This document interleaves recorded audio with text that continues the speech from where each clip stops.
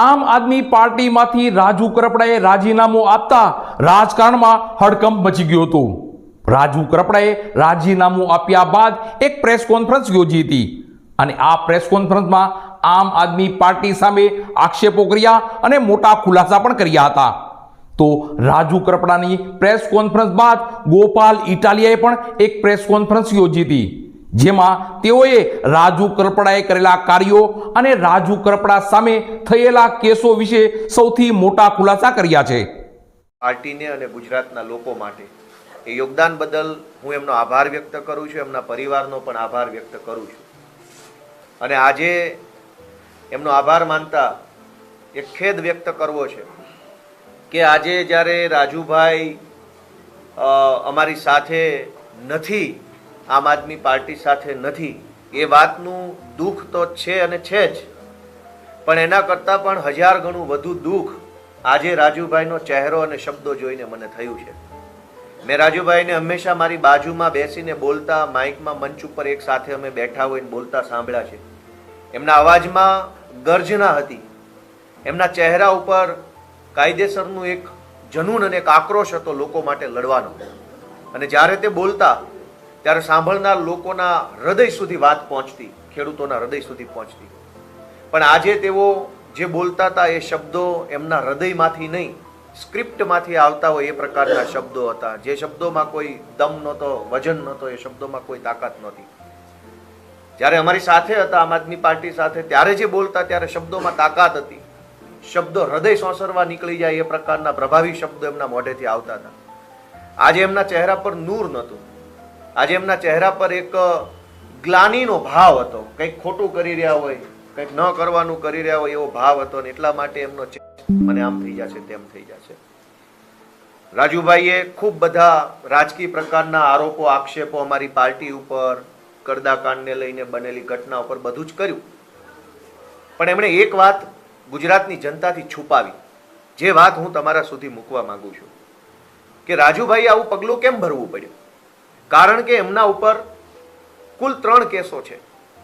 2022ની વિધાનસભાની ચૂંટણીમાં એફિડેવિટ કર્યું, એમાં એમણે 3 કેસોનો ઉલ્લેખ કર્યો છે. એક કેસ 326 એટલે કે ટાંટિયા તોડી નાખવાનો કેસ, હાથ પગ ભાંગી નાખવાનો કેસ. 2 કેસ બીજા જાનથી મારી નાખવાની કોશિશ કરવાના કેસ. જે ટાંટિયા તોડવાનો કેસ છે એ કેસમાં એમને 2022ની ચૂંટણી પછી 5 વર્ષની સજા પડી ચૂકી છે. અને જે સજા એ વખતે પડી ત્યારે પાર્ટીમાં અમારે બધાએ ચર્ચા થઈ હતી, ત્યારે ખૂબ ડરતા હતા કે હવે શું થશે શું થશે. ત્યારે અમે બધાએ કીધું કે કોઈ ચિંતા કરવાની જરૂર નથી, આ બધું કોર્ટમાં આપણે સારી રીતે બધા આગળ વધીશું અને કોઈ તકલીફ નહીં પડે. અને બાકીના જે 2 અલગ અલગ કેસ, 307ના 2 કેસ, એ બંને કેસોમાં રાજુભાઈની આજે કોર્ટની અંદર, સુરેન્દ્રનગરની કોર્ટમાં મુદત છે. આ હું પુરાવો સાથે લઈને આવ્યો છું કે રાજુભાઈ ઉપર જાનથી મારી નાખવાની કોશિશ કરવાના 2 કેસો છે. બંને કેસમાં સુરેન્દ્રનગરમાં આજે જ તારીખ છે, 12મી ફેબ્રુઆરીના રોજની તારીખ આજે કોર્ટમાં છે. અને કોર્ટમાં શું થવાનું હતું આજે અહીંયા લખ્યું છે, ફાઇનલ આર્ગ્યુમેન્ટ, આખરી નિર્ણય આજે સુરેન્દ્રનગરની સેશન્સ કોર્ટમાં 12મી ફેબ્રુઆરીએ રાજુભાઈ કરપડા, જો અહીંયા આરોપીના નામ લખ્યા છે, ભૂપતભાઈ જીલુભાઈ, ઓરુભાઈ જીલુભાઈ, રાજુભાઈ મેરામભાઈ કરપડા, બાવકુભાઈ અને રામકુભાઈ, આ 5 આરોપી ઉપર જે કેસ છે એ કેસનું સુરેન્દ્રનગરની અદાલતમાં આજે આખરી નિર્ણય થવાનો હતો. એટલે ભાજપ તરફથી એમના ઉપર પૂરું દબાણ કરવામાં આવ્યું કે જો 12 તારીખે પ્રેસ કોન્ફરન્સ કરીને આમ આદમી પાર્ટી ઉપર સ્ક્રિપ્ટ પ્રમાણેના આરોપ નહીં લગાવવામાં આવે તો કોર્ટમાં કંઈ પણ થઈ શકે છે.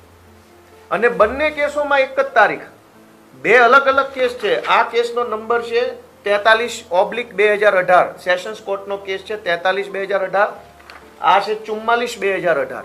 બંને કેસમાં આજે ફાઇનલ હિયરિંગ છે. અને જો રાજુભાઈ આજે આ પ્રેસ કોન્ફરન્સ કરીને ભાજપે આપેલી સ્ક્રિપ્ટ પ્રમાણે આરોપ ન લગાવતા તો કદાચ આજે એમને કોર્ટની અંદર કોઈ મોટી સજા પડવાની સંભાવના હતી.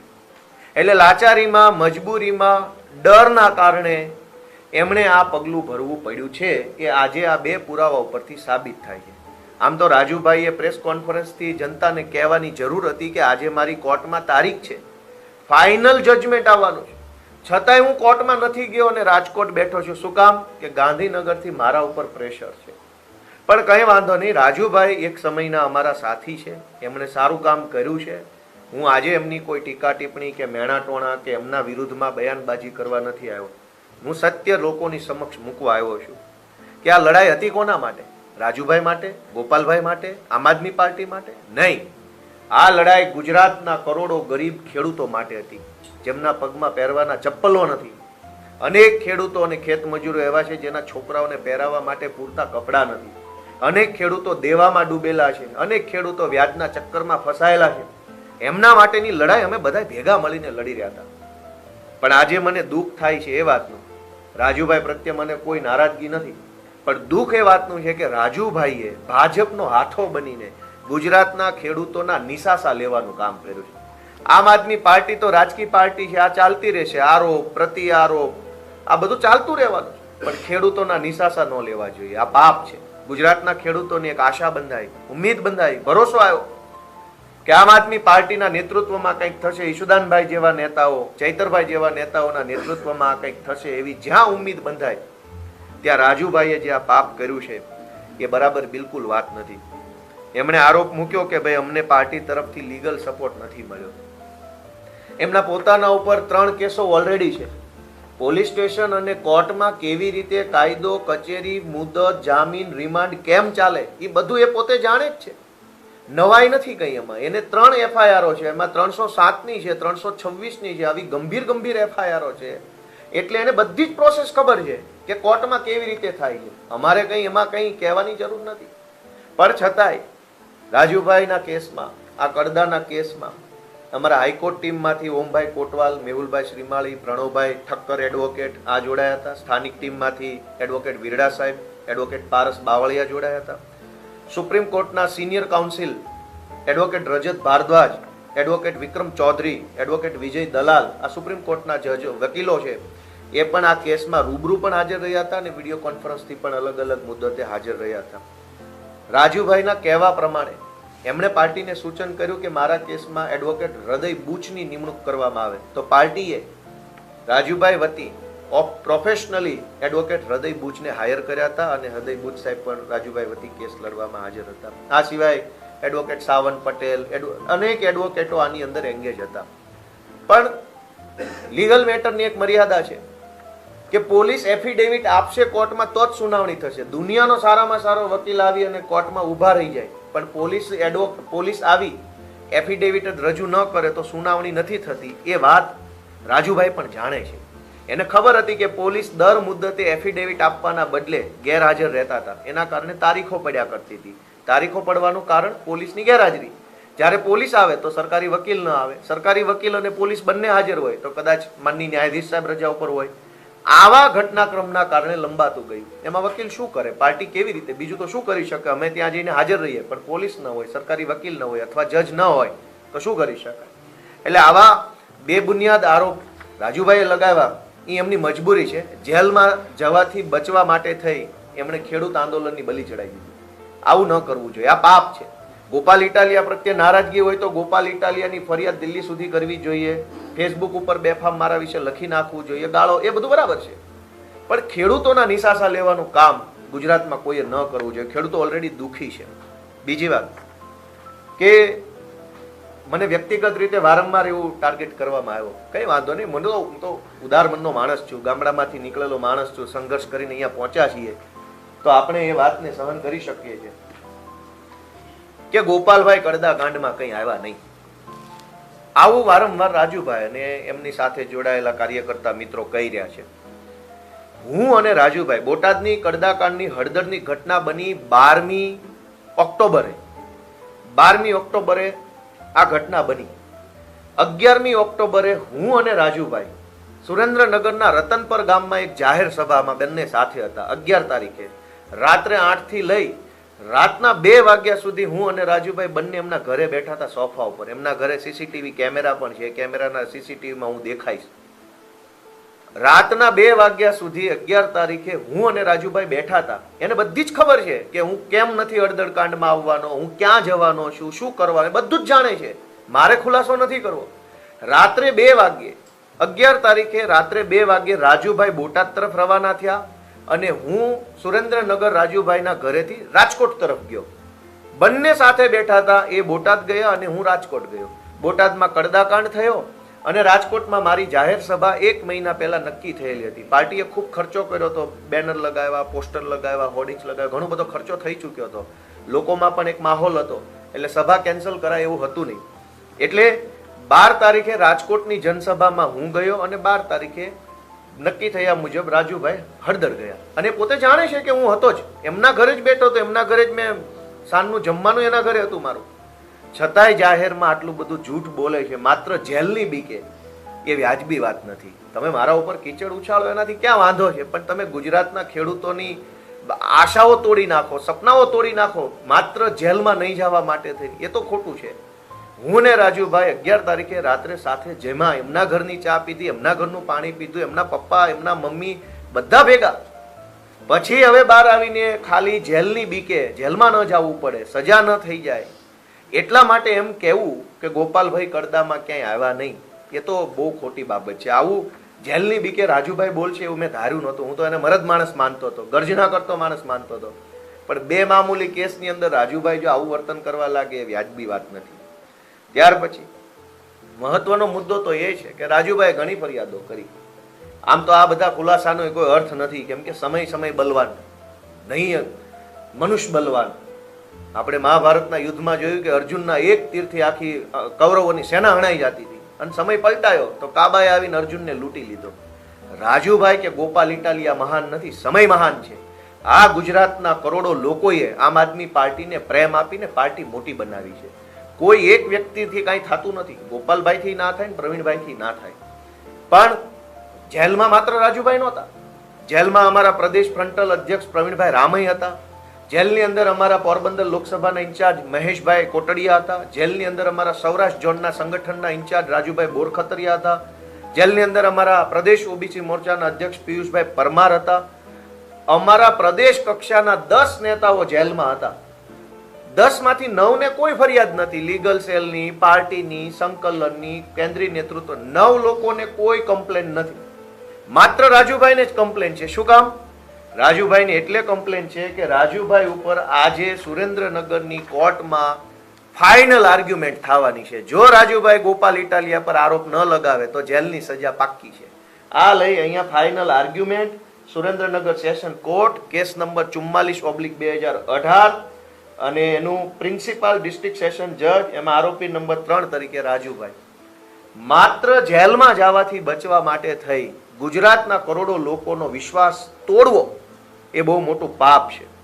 આ સિવાય મહત્વની બાબત, આ તો બોલીએ તો કાદવ ઉછાળીએ એવું લાગે, પણ કહેવું જરૂરી છે કે અમે એ જાણીએ છીએ કે રાજુભાઈને 31 તારીખે જેલની અંદર કયા આઈપીએસ અધિકારી કેટલા કલાક મળ્યા અને શું ચર્ચા કરી એની પાક્કી વિગત છે જ મારી પાસે. અને રાજુભાઈ ગાંધીનગરમાં ગૃહમંત્રીને કયા રોડ ઉપર, કયા બંગલામાં કેટલા વાગ્યે મળ્યા એ પણ વિગત છે. એટલે રાજુભાઈએ કોઈ મહાનતા બતાવવાની જરૂર નથી. મહાનતા તો ગુજરાતના ખેડૂતોની છે કે રાજુભાઈ જેવા માણસને આટલી બધી એને પ્રસિદ્ધિ આપી.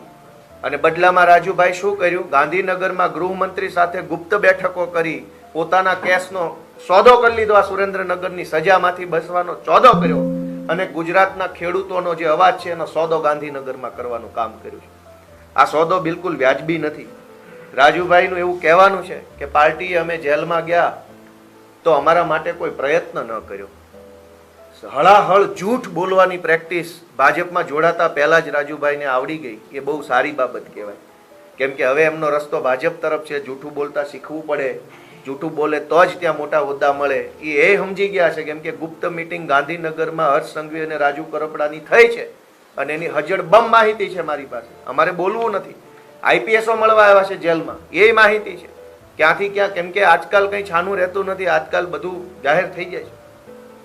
સૌથી પહેલા રાજુભાઈ કરપડાના સમર્થનમાં અને રાજુભાઈને જેલમાંથી વહેલી તકે મુક્ત કરવામાં આવે એવી માંગણી સાથે અરવિંદ કેજરીવાલ, ભગવંત માન, એક પૂર્વ મુખ્યમંત્રી, ચાલુ મુખ્યમંત્રી, 2 લોકો સુરેન્દ્રનગરની અંદર સાયલાની બાજુમાં એક જગ્યા ઉપર મોટી વિશાળ જનસભા કરી.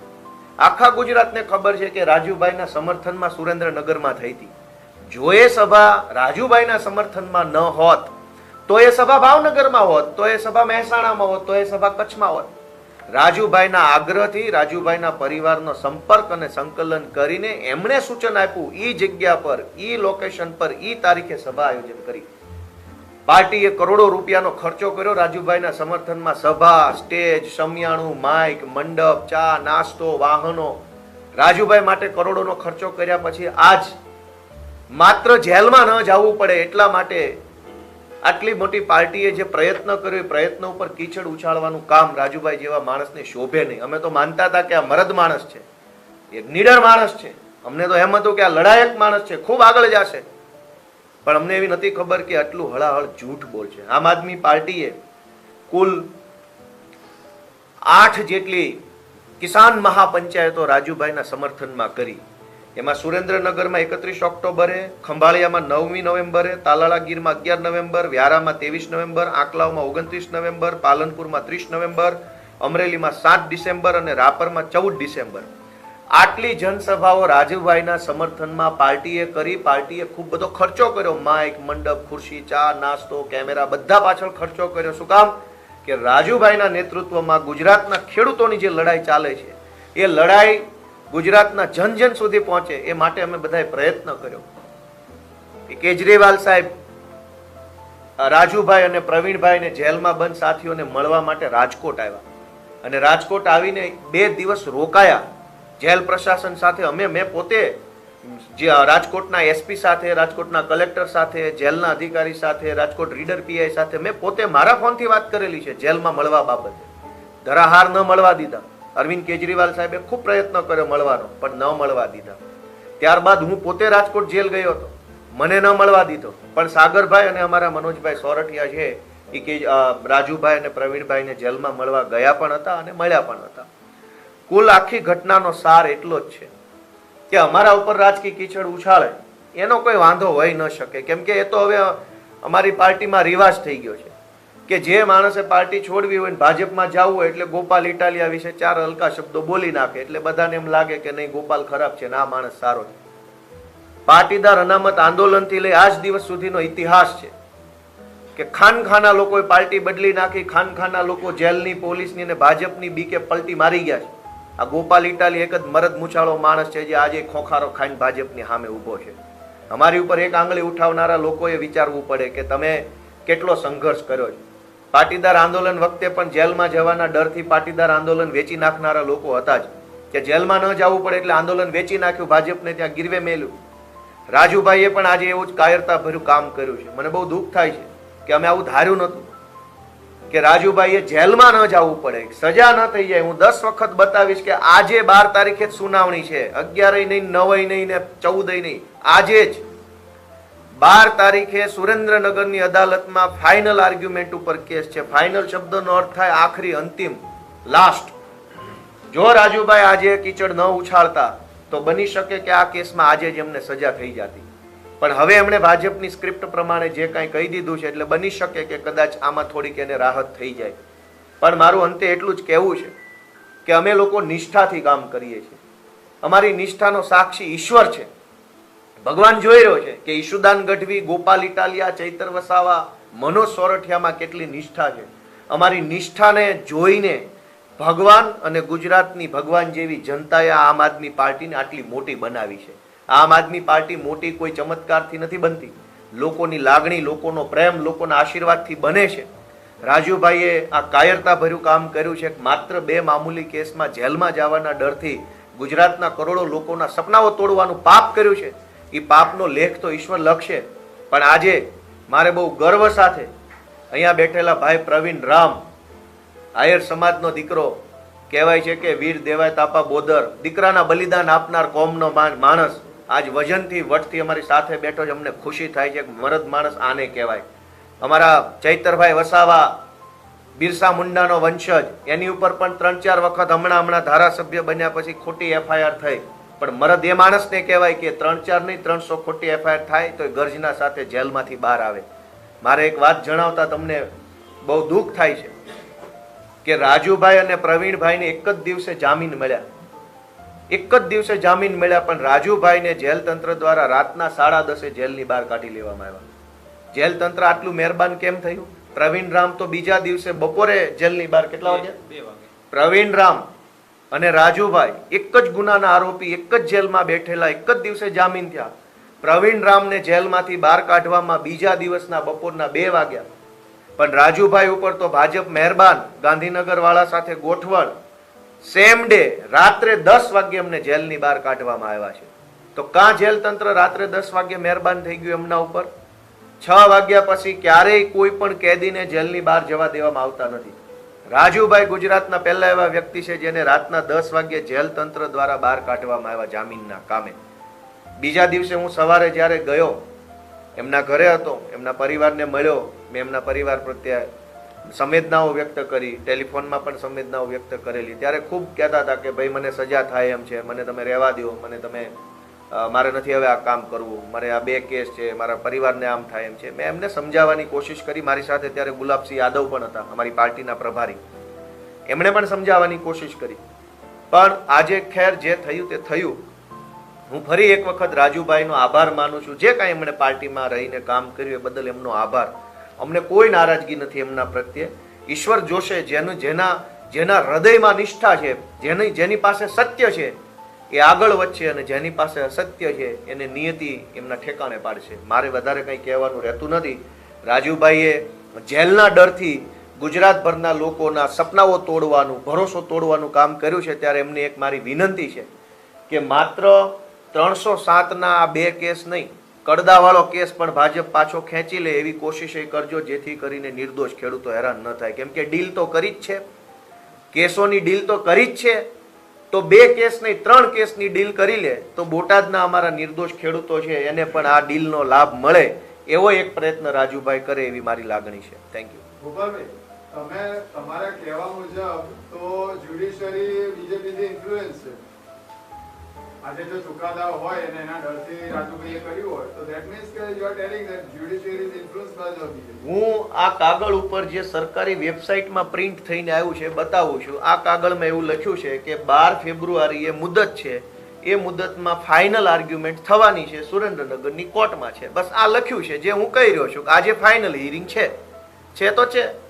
એ રાજુભાઈ જાણે છે, ભાજપે જાણે છે, અને મેં હવે ગુજરાત આખાને બતાવ્યું કે આજે જ, અને એક કેસમાં નહીં 2 કેસની સુનાવણી આજે છે. બંને કેસ જાનથી મારી નાખવાની કોશિશના ગુનાઓ છે, 307ના ગુના, બંનેમાં આજે જ સુનાવણી છે, ફાઇનલ સુનાવણી છે. અને એટલે જ આજે જ પ્રેસ કોન્ફરન્સ કરવી પડી. 11 તારીખે નહીં, 13 તારીખે નહીં. તો આજે રાજુભાઈ આરોપી તરીકે કોર્ટમાં હોવા જોઈતા હતા કે રાજકોટ હોવા જોઈતા હતા? તો કોર્ટમાં નથી. ફાઇનલ આર્ગ્યુમેન્ટ વખતે આરોપીએ હાજર રહેવું પડે. પોતાના બચાવમાં કંઈ કહેવા માંગતા હોય તો કહેવું પડતું હોય છે. હું વકીલ છું, જાણું છું. એટલે પણ આજે તેઓ કોર્ટમાં નથી અને રાજકોટમાં છે. એનો અર્થ શું?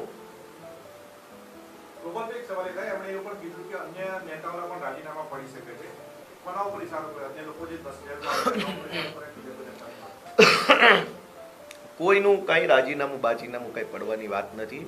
નીડર માણસો હશે એ ટકશે. આ સંઘર્ષનો લાંબો રસ્તો છે. અહીંયા સંઘર્ષ કરવા માટેની જેની અંદર, કેમ કે લાંબી લડાઈ જે છે એ હાથના બળથી નહીં, મનોબળથી લડાઈ છે. જેનું મનોબળ ખૂટી જાય એ માણસ રસ્તાઓ શોધી લે છે. જેનું મનોબળ અડગ હોય એ માણસ રસ્તો બનાવતો હોય છે. એટલે જેનું મનોબળ ખૂટ્યું એને રસ્તો બદલ્યો. અમારું મનોબળ ટકેલું છે, અમે રસ્તો બનાવશું ને ગાંધીનગર સુધીનો રસ્તો બનાવવાના છીએ. ગોપાલભાઈ, આમણે એવું કીધું કે તમારા કહેવાથી મનોજ સોરઠીએ એમના પરિવાર સાથે અભદ્ર વ્યવહાર કર્યો, એના પરિવારે અનેકવાર સંપર્ક કરવાનો પ્રયત્ન કર્યો. તમે કર્યો નહીં ને એવું કીધું કે અમારે આ જેલમાં છોડાવવા રાજુભાઈ એક કામ નથી, અમારે 500 કામ છે એવું. રાજુભાઈ માટે અરવિંદ કેજરીવાલે સભા કરી. અરવિંદ કેજરીવાલ રાજકોટમાં મળવા આવ્યા. હવે અરવિંદ કેજરીવાલ આવ્યા, મળ્યા, લાખો રૂપિયાનો ખર્ચો કરો, એ બધી વસ્તુનું કોઈ મહત્વ નથી. ગોપાલ ઇટાલિયા મુર્દાબાદનું મહત્વ છે. આમ આદમી પાર્ટીમાં ગોપાલ ઇટાલિયા મોટો કે અરવિંદ કેજરીવાલજી મોટા? લોજિક જ નથી આ વાતમાં, કોઈ તર્ક જ નથી. ભાઈ અરવિંદ કેજરીવાલ તમને છોડાવવાના પ્રયત્ન કરે છે, એ તમારા માટે સભા કરે છે, તમારા પરિવારને મળવા આવે છે, સ્ટેટમેન્ટ આપે છે, પ્રેસ કોન્ફરન્સો કરે છે, ટ્વીટ કરે છે. અરવિંદ કેજરીવાલ પોતે એટલા સક્રિયતાથી રસ લે છે અને તમે ગોપાલ ઇટાલિયાના ગાણા ગાઓ છો. એમને એવું કીધું ગોપાલભાઈ કે તમે પાર્ટી આઈડિયા કરી લીધી, તમે જ્યાં સુધી જુઓ ત્યાંથી પાર્ટી ક્યારે આગળ જ નહીં આવે. અને એમણે એવું સ્પષ્ટપણે કીધું છે કે મનોજ સોરઠિયા અને ગોપાલ ઇટાલિયા ભાજપની બી ટીમ છે, આમ આદમી પાર્ટી નથી. રાજુભાઈના આવ્યા પહેલા પાર્ટી કોનાથી આગળ વધેલી? પાર્ટી આગળ વધી તો જે આવ્યા ને એને જોડાવાની પ્રેરણા ક્યારે થઈ કે એક લેવલે પાર્ટી પહોંચી ગઈ હતી, એવું લાગતું તો કે હવે પાર્ટી ચાલશે, આગળ વધશે તો જ જોડાયા ને, કે સંઘર્ષમાં જોડાયા? મનોજ સોરઠિયા પાર્ટીમાં 2012થી છે, હું 2020થી છું. આ પાર્ટી સતત અને સતત આગળ વધતી રહી છે ને આગળ વધશે, કેમ કે વ્યક્તિથી પાર્ટી નથી, પાર્ટી હજારો કરોડો લોકોના સમર્થનથી બનતી હોય છે. આજે ગુજરાતના છેવાડાના માણસની લાગણી આમ આદમી પાર્ટી સાથે છે, માટે આમ આદમી પાર્ટી સફળ છે. એટલે એવો વેમ મને ન હોય, કોઈ હોવો ન જોઈએ કે હું જ પાર્ટી છું. કોઈ વ્યક્તિ પાર્ટી નથી, પાર્ટી એટલે એક સમૂહ છે આખો.